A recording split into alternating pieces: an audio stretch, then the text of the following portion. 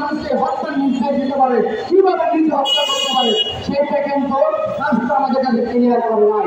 তো সেখানে বোঝা যাচ্ছে রাষ্ট্র যখন চোখ বন্ধ থাকবে, রাষ্ট্রের চোখে যখন কালো চাপে বাধা থাকবে, এরকম অবৈধকরের ঘটনা শত অবৈধকর ঘটনা ঘটবে, কখনো সাংবাদিক মামলা বন্ধ হবে না।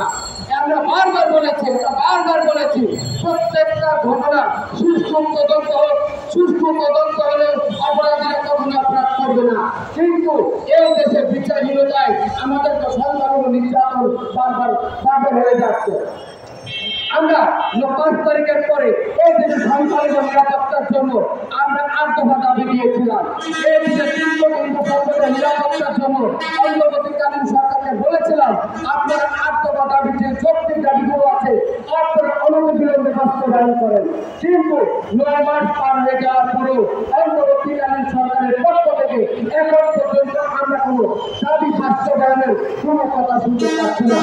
দেশ সংস্কার হবে, কিন্তু 3 কোটি হিন্দু সম্প্রদায়কে বাইরে রেখে এই দেশে কোনো সংস্কার আদৌ বাস্তবায়ন হবে কিনা আমরা বিশ্বাস করি না। আমরা রাজনৈতিক দলগুলোর উদ্দেশ্যে বলতে চাই, আগামী ডিসেম্বর থেকে জুনের মধ্যে নির্বাচন হবে। নির্বাচন আসলেই আপনারা কিন্তু হিন্দু সম্প্রদায় ঘরে ঘরে যেতে হবে।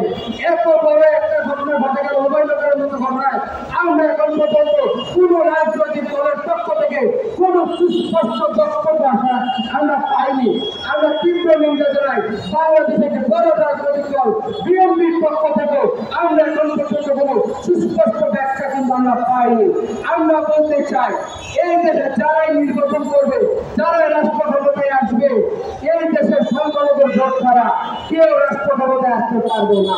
12% হিন্দু ভোটার, এই 12% হিন্দু ভোটারকে বাইরে রেখে বাংলাদেশের রাষ্ট্র ক্ষমতা নষ্ট করে কেউ করতে পারবে না। আজকে যে দিনগুলো যাচ্ছে তার প্রত্যেকটা হিসেবে নির্বাচনের আগে নেব। আমরা কোনো দলকে আর সমর্থন দেব না। আমরা আমাদের হিন্দুদের পক্ষ যারা থাকবে না, হিন্দুদের নির্যাতনের পক্ষ যারা বিপক্ষে যারা কথা বলবে না, হিন্দুদের নির্যাতনের বিরুদ্ধে যারা কথা বলবে না, আমরা সেই সব রাজনৈতিক দলের পক্ষে কিন্তু আমরা থাকবো না। সেই হিসাবে আজকে কিন্তু আমরা মানব বন্ধুকে দিয়ে যাচ্ছি। আমরা রাজনৈতিক দলকে অনুরোধ করবো তাদের প্রকৃত আচরণ আমাদেরকে যাতে তারা প্রচার করে।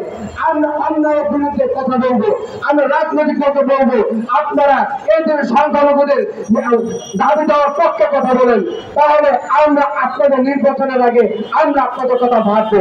আদারওয়াইজ আমরা আমাদের বিকল্প চিন্তা করতে বাধ্য হবো। কারণ এই দেশে যতগুলো সুস্থ নির্বাচন রয়েছে আপনি দেখবেন সরকারি দল এবং বিরোধী দল এই দুটি রাজনৈতিক দলের মধ্যে মাত্র ভোটের ব্যবধান থাকে 3 থেকে 4%। এই বেশি কখনোই ডিফারেন্স থাকে না যদি সুস্থ নির্বাচন হয়। তো আগামী যে নির্বাচন হবে অন্তর্বর্তীকালীন সরকার হবে, আমরা বিশ্বাস করি সেই নির্বাচন হবে সুস্থ, অবাধ ও নিরপেক্ষ। সেই জায়গায় 12% হিন্দু ভোটারকে বাদ দিয়ে কেউ রাষ্ট্র ক্ষমতায় আসতে পারবে না।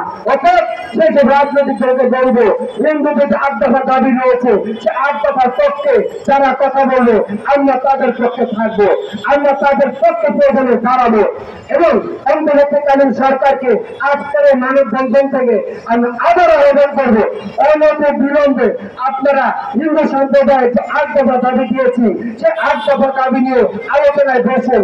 আপনারা আমরা দেখতে পাচ্ছি কিছু হলেই আপনারা সবার সাথে আলোচনায় বসেন, কিন্তু এই দেশে 3 কোটি হিন্দু সম্প্রদায় রয়েছে।